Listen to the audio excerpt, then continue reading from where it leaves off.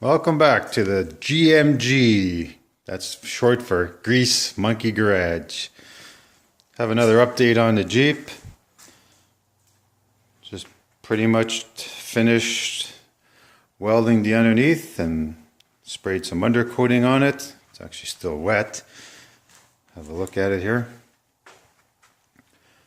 Ran some seam sealer around all the welding edges.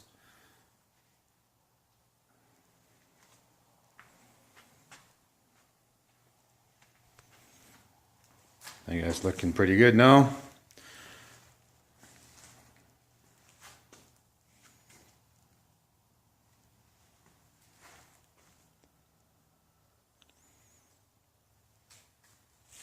Just those corners that were all rotten.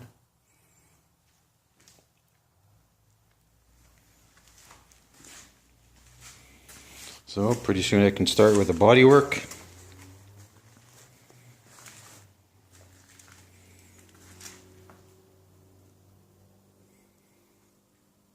Have a real close look there.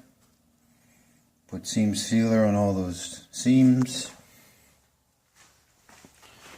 Did the wheel wells, even though there's plastic liners that go in them.